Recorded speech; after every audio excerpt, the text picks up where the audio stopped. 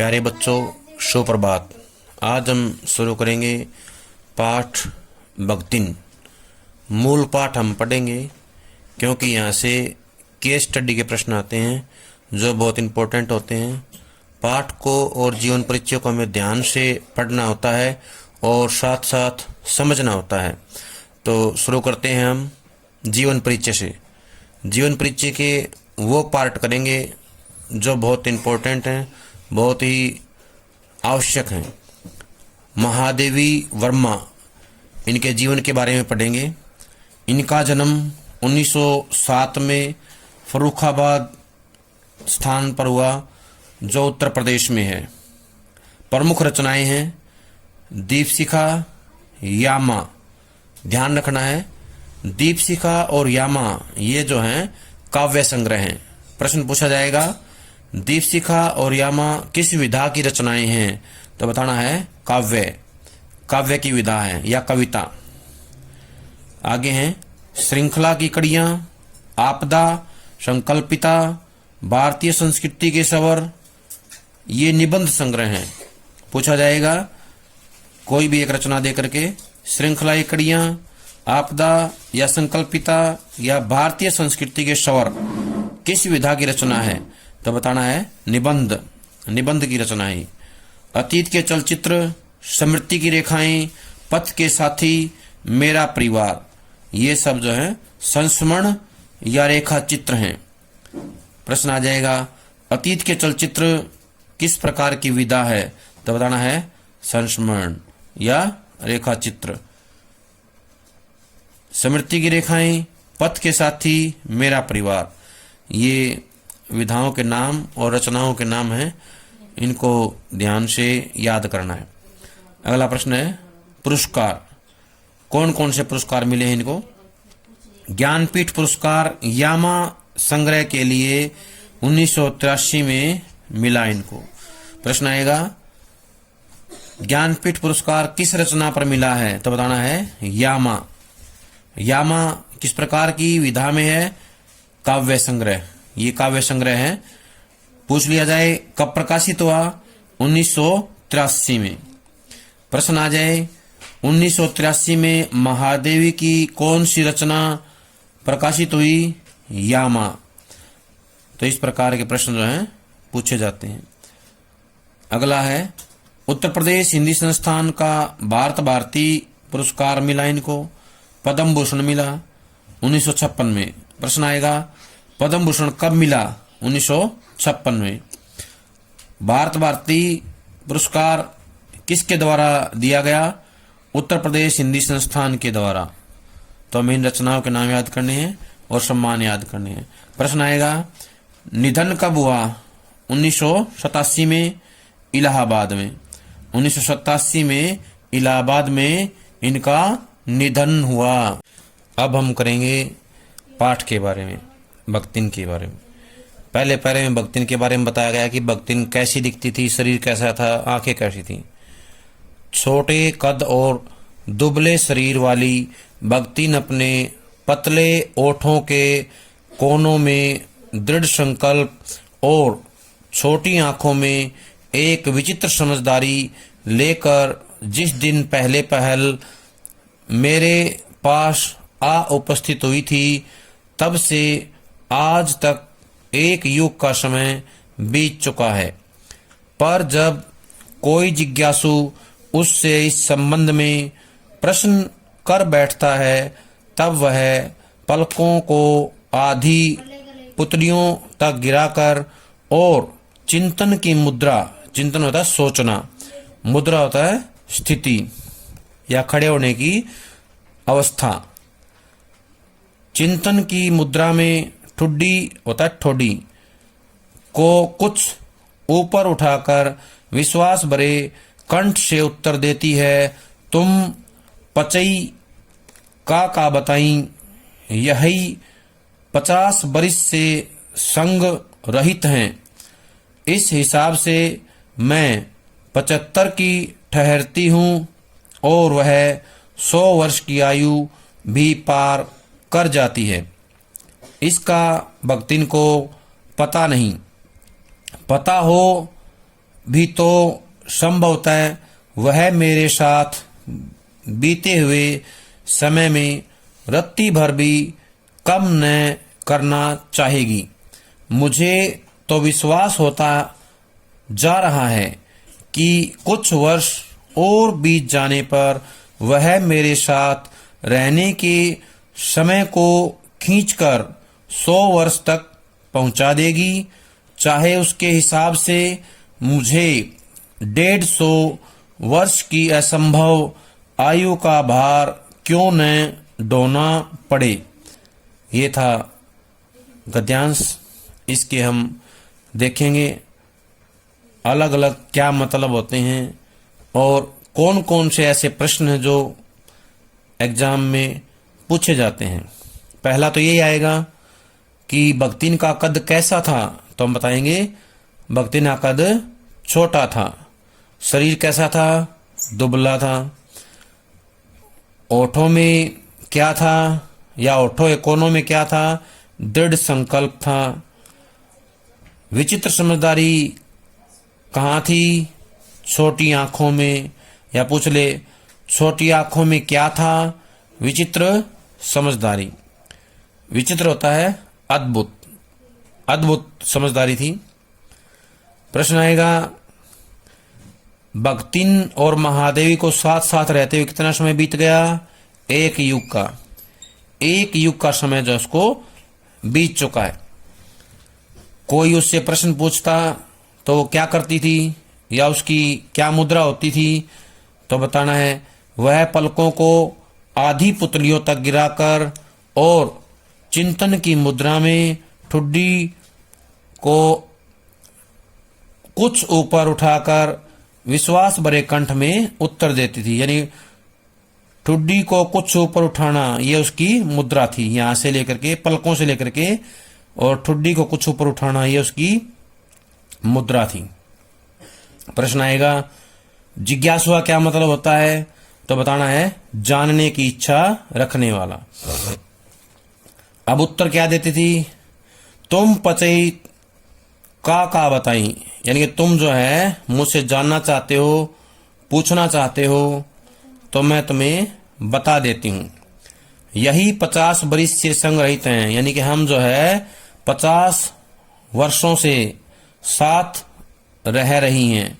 यानी कि बख्तिन और महादेवी 50 सालों से साथ रहती आ रही हैं। इस हिसाब से यानी कि जो बख्तिन ने बताया है उसके अनुसार महादेवी जो हैं और बख्तिन जो हैं उनकी आयु में अंतर आ जाता है। जो महादेवी हैं वो 75 वर्ष की हो जाती हैं, यानी कि मैं इस हिसाब से मैं 75 की ठहरती हूं और वह 100 वर्ष की आयु, वह माने बख्तिन। महादेवी 75 वर्ष की हो जाती हैं और बख्तिन जो है 100 वर्ष की आयु भी पार कर जाती हैं। इसका बख्तिन को पता नहीं, यानी कि इसके बारे में बख्तिन को कोई अंदाजा नहीं है कि जो वो बता रही है आयु के बारे में, उस आयु को बताने से उनकी आयु में क्या अंतर आ जाएगा, बख्तिन और महादेवी की आयु में कितना अंतर आ जाएगा, उसका उसे जरा भी अंदाजा नहीं है। पता हो भी तो संभव होता है वह मेरे साथ, अगर उसे पता भी होता कितना अंतर आएगा तो भी वह उस समय को बिल्कुल भी कम करने के लिए सहमत नहीं होती। रत्ती होता है जरा सा, रत्ती भर जरा सा, यानी कि महादेवी के साथ बिताए गए समय को जरा सा भी वो कम करना नहीं चाहेगी। मुझे तो विश्वास होता जा रहा है कि कुछ वर्ष बीत जाने के बाद वह मेरे साथ रहने के समय को खींचकर 100 वर्ष तक पहुंचा देगी। यानी कि जो वो बख्तिन और महादेवी के बीच के रहने का समय है या उनके साथ रहने का जो समय है वो कितना हो जाएगा, तो ये बताना है 100 वर्ष, 100 वर्ष तक पहुंचा देगी वो। और उसके हिसाब से फिर महादेवी को 150 वर्ष की आयु तक जो है जीना पड़ेगा। यानी इतनी लंबी आयु जो है, जीने का बोझ जो है उसे उठाना पड़ेगा। कहने का आशय है कि 150 वर्ष की आयु जो है उसे इस धरती पर रह करके बितानी होगी, और उस दौरान जितने भी कष्ट है, दुख है, तकलीफें, उनको सहन करना पड़ेगा। ये जो भार है उसके जीवन का एक हिस्सा बन जाएगा, ये बताना चाहती हैं। सेवक धर्म में हनुमान जी से स्पर्धा करने वाली भक्तिन किसी अंजना की पुत्री न होकर एक अनाम धन्य गोपालिका की कन्या है। नाम है लक्ष्मीन अर्थात लक्ष्मी। पर जैसे मेरे नाम की विशालता मेरे लिए दुर्वह होता है, जिसको वहन करना, सहन करना कठिन होता है, उसको बोलते हैं दुर्वह। वैसे भी लक्ष्मी की समृद्धि भक्तिन के कपाल की कुंचित रेखाओं में नहीं बंध सकी। वैसे तो जीवन में प्रायः सभी को अपने अपने नाम का विरोधाभास लेकर जीना पड़ता है, पर भक्तिन बहुत समझदार है, क्योंकि वह अपना समृद्धि सूचक नाम किसी को बताती नहीं। केवल जब नौकरी की खोज में आई थी तब ईमानदारी का परिचय देने के लिए उसने शेष इतिवृत्त के साथ यह भी बता दिया, पर इस प्रार्थना के साथ कि मैं कभी नाम का उपयोग न करूं। उपनाम रखने की प्रतिभा होती तो मैं सबसे पहले उसका प्रयोग अपने ऊपर करती। इस तथ्य को वह देहातीन क्या जाने। इसी से जब मैंने कंठी माला देखकर उसका नया नामकरण किया, तब वह भक्तिन जैसे कवित्वहीन नाम को पाकर भी गदगद हो उठी। अब इससे जुड़े हुए जो हैं प्रश्न आएंगे तो पूछेंगे, पता होना चाहिए। प्रश्न आएगा, भक्तिन की जो सेवा भावना है उसकी तुलना किससे की गई है? तो आएगा हनुमान जी से। हनुमान जी से जो है उसके सेवक धर्म की तुलना की गई है। प्रश्न आएगा, भक्तिन किसकी पुत्री नहीं बन सकती?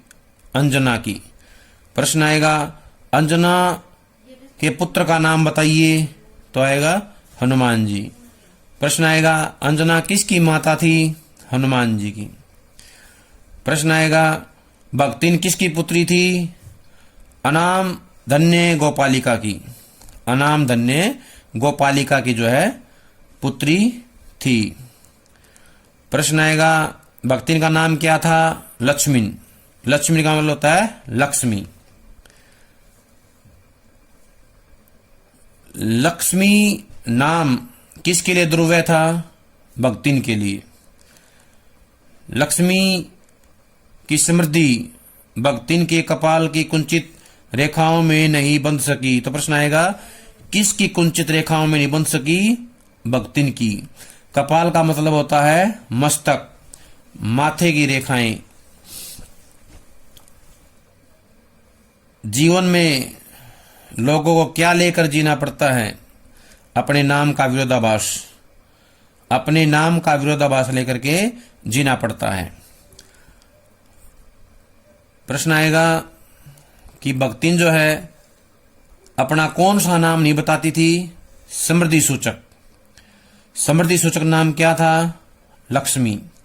लक्ष्मी जो है उसका समृद्धि सूचक नाम था। समृद्धि, समृद्धि का मतलब होता है साधन संपन्न, जिसके पास सब सुख सुविधाएं होती हैं, उसको बोलते हैं समृद्धि। भक्तिन जो है पहली बार कब मिली महादेवी से? तो बताना है जब नौकरी खोज में आई थी। नौकरी खोज में आई थी तब वो जो है मिली थी महादेव वर्मा से। उसने अपना नाम कब बताया? जब नौकरी के लिए आई थी। शेष इतिवृत्त, इतिवृत्त होता है कहानी। अपने जीवन की जो कहानी है उसको बताते हुए उसने जो है अपना नाम भी बताया था। नाम बताने के साथ क्या प्रार्थना की थी? कि इसका उपयोग ना करें। किससे की थी? महादेवी से। भक्तिन ने महादेवी से प्रार्थना की थी कि वो जो है लक्ष्मी नाम से कभी भी उसको ना पुकारें। अब आएगा भक्तिन को भक्ति नाम किसने दिया? महादेवी ने, महादेव ने दिया था। भक्तिन कहाँ की रहने वाली थी? गांव की। वो क्या नहीं समझ पाई? नाम का मतलब। जो ये नाम दिया था भक्तिन, इसके मतलब को वो समझ नहीं पाई। नाम कैसा था? कवित्वहीन था। उसके अंदर कोई सुंदरता, कोई विशेष जो है अर्थ नहीं छुपा हुआ था। महादेवी ने क्या देखकर नाम रखा? कंठी माला। कंठी माला देख करके जो है नाम भक्तिन रखा। किसने? महादेवी ने रखा था। कवित्वहीन नाम को पाकर कौन खुश हो गया? भक्तिन। गदगद होना का मतलब क्या होता है? बहुत अधिक खुश होना। गदगद होना होता है बहुत अधिक खुश होना। बहुत अधिक कौन खुश हुआ? बहुत अधिक जो है भक्तिन खुश हुई। भक्तिन को भक्तिन नाम किसने दिया? महादेवी ने। किसने दिया? महादेवी ने। अगला पैरा है, भक्तिन के जीवन का इतिवृत्त बिना जाने हुए उसके स्वभाव को पूर्णतः क्या अंशतः समझना भी कठिन होगा। वह ऐतिहासिक जोशी में गांव प्रसिद्ध एक सुरमा की एकलौती बेटी ही नहीं। इसका मतलब है कि भक्तिन जो है गांव के प्रसिद्ध सुरमा की बेटी थी। प्रश्न आ जाएगा किस गांव की थी? तो जोशी बताना है। जोशी गांव की थी। जोशी कैसा गांव है? ऐतिहासिक गांव है। ऐतिहासिक गांव है जोशी। और जोशी गांव में, जोशी में गांव प्रसिद्ध यानी पूरे गांव में प्रसिद्ध जो है एक सुरमा था, उसकी बेटी इकलौती थी। भक्तिन के जीवन का इतिवृत्त होता है कहानी। उसकी पूरी कहानी को जाने बिना हम जो है उसके स्वभाव को पूर्णतः क्या अंशतः समझना भी कठिन होगा। यानी उसके स्वभाव को पूरी तरह जानने की तो बहुत दूर की बात है, थोड़ा बहुत भी नहीं जान पाएंगे। ये बहुत मुश्किल काम है। उसको जानने के लिए हमें भक्तिन के जीवन को जानना होगा, उसके जीवन की पूरी कहानी को समझना होगा। एकलौती बेटी ही नहीं, विमाता की किंवदंती बन जाने वाली ममता की छाया में भी पली है। कहने का आशय है कि जो भक्तिन है वो जोशी के प्रसिद्ध सुरमा की बेटी ही नहीं थी, इकलौती बेटी, बल्कि उसने विमाता होता सौतेली माँ, सौतेली माँ की किंवदंती बन जाने वाली। किंवदंती होता है कहावत। ये कहा गया है कि सौतेली माँ जो है बच्चों को अधिक प्रेम नहीं देती हैं। वैसा ही जो है भक्तिन के साथ भी हुआ था। तो किंवदंती बन जाने वाली माता की छाया में पली है, यानी कि उसका पालन पोषण उसकी सौतेली माँ ने किया था। 5 वर्ष की वय में उसे हंडिया ग्राम के एक संपन्न गोपालक की सबसे छोटी पुत्रवधू बनाकर पिता ने शास्त्र से 2 पग आगे रहने की ख्याति कमाई और 9 वर्षीय युवती का गोना देकर विमाता ने बिना मांगे पराया धन लौटाने वाले महाजन का पुण्य लूटा। यानी कि उनकी जो शादी है, भक्तिन की शादी 5 वर्ष की आयु में हुई थी। वह होता है आयु। 5 वर्ष की आयु में शादी हुई थी और उसकी शादी कहाँ हुई थी? हंडिया ग्राम में। हमने पीछे पढ़ा था जन्म, भक्तिन का जन्म हुआ था जोशी ग्राम में, शादी हंडिया ग्राम में हुई थी। और एक संपन्न गोपालक, गोपालक होता है गौ पालने वाले, गाय भैंसे पशुओं का पालन करते हैं, उसको बोलते हैं गोपालक। सबसे छोटी पुत्रवधू। तो प्रश्न आएगा कौन सी पुत्रवधू बनी गोपालक की? सबसे छोटी पुत्रवधू बनी। और उसके पिता ने शास्त्र से 2 पग यानी कि 2 कदम आगे रहने की ख्याति प्राप्त की, यानी कि प्रसिद्धि कमा ली। उसकी शादी करके 5 साल की आयु में जो है उन्होंने ये प्रसिद्धि पाली। और 9 वर्षीय युवती का गोना देकर विमाता ने बिना मांगे पराया धन लौटाने वाले महाजन का पुण्य लूटा। यानी कि 9 वर्ष की शादी में, 9 वर्ष की आयु में शादी के बाद उसका जो है गोना कर दिया। गोना होता है मुकलावा, मुकलावा कर दिया। ऐसा करके विमाता ने यानी सौतेली माँ ने जो है बिना मांगे पराया धन, जैसे कोई भी साहूकार है, कोई भी जो है जमींदार है, वो किसी को धन देता है और उसका वापिस बिना मांगे धन आ जाता है, ठीक वैसा ही पुण्य जो है विमाता ने कमा लिया भक्तिन का 9 वर्ष की आयु में गोना करके। प्रश्न आएगा भक्तिन का गोना कब हुआ? 9 वर्ष की आयु में। प्रश्न आएगा शादी कब हुई? 5 वर्ष की आयु में। किस गांव में हुई? हंडिया ग्राम में। पिता ने कितने कदम जो है आगे रहकर ख्याति कमाई? 2 कदम, 2 पग। तो इस प्रकार के प्रश्न आएंगे इस पैरे से, इनको याद करना है। पिता का उस पर अगाध प्रेम होने के कारण स्वभावतः ईर्ष्यालु और संपत्ति की रक्षा में सतर्क विमाता ने उनके मरणांतक रोग का समाचार तब भेजा जब वह मृत्यु की सूचना भी बन चुका था। रोने पीटने के अपशकुन से बचने के लिए सास ने भी उसे कुछ न बताया। बहुत दिन से नहर नहीं गई। नहर होता है माए का, लड़की का जो है घर होता है वो होता है नहर।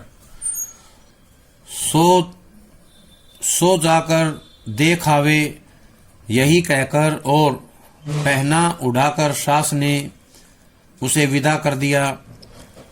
इस अप्रत्याशित अनुग्रह, अप्रत्याशित जिसकी उम्मीद ना हो, अप्रत्याशित इसका मतलब होता है जिसकी उम्मीद ना की जाए, जिसकी कोई भी आशा न हो। अनुग्रह होता है अनुरोध। ने उसके पैरों में जो पंख लगा दिए थे वे गांव की सीमा में पहुंचते ही जड़ गए। हाय लक्ष्मीन अब आई, यहाँ पर जो है दुख व्यक्त किया गया है कि लक्ष्मीन तू अब आई है, जब सब कुछ समाप्त हो चुका है। कि अस्पष्ट पुनरावृत्तियां, और पुनरावृत्तियां होती है बार बार एक ही आवाज का सुनाई देना, एक आवाज बार बार सुनाई देती है, उसको बोलते हैं पुनरावृत्तियां। और स्पष्ट सहानुभूतिपूर्ण, सहानुभूति दया, सहानुभूतिपूर्ण दृष्टियां उसे घर तक ठेल ले आई, यानी कि धकेल कर ले आना। घर तक ठेल ले आना होता है धकेल कर ले आना। ठेल ले गई, पर वहां न पिता का चिन्ह शेष था, न विमाता के व्यवहार में शिष्टाचार का लेस था। दुख से स्थिल और अपमान से जलती हुई वह उस घर में पानी भी बिना पिए उल्टे पैरों ससुराल लौट पड़ी। सास को खरी खोटी सुनाकर उसने विमाता पर आया हुआ क्रोध शांत किया और पति के ऊपर गहने फेंक फेंक कर उसने पिता के चीर बिच्छों की मर्म व्याथा व्यक्त की। इससे जुड़े हुए प्रश्न आएंगे, सभी देखेंगे। पिता का उस पर अगाध प्रेम था, पूछ लेंगे सबसे ज्यादा प्रेम भक्ति ने कौन करता था, तो बताना है उनके पिता। उनके पिता जो है सबसे ज्यादा प्रेम करते थे उन्हें।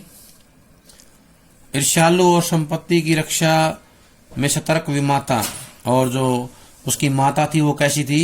ईर्ष्यालु थी और संपत्ति की रक्षा में सतर्क रहती थी, यानी कि जागरूक रहती थी।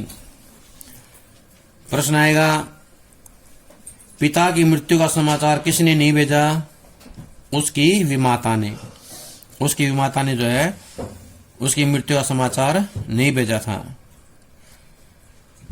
प्रश्न आएगा रोने पीटने की अपशकुन से बचने के लिए किसने उसको पिता की मृत्यु के बारे में नहीं बताया?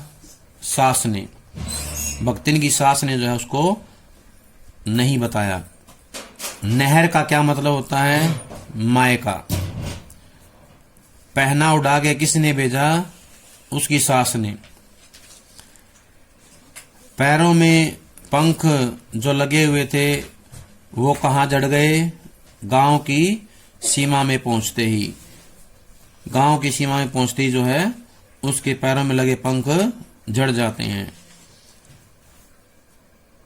किसकी वाणी में या व्यवहार में शिष्टाचार नहीं था? विमाता के।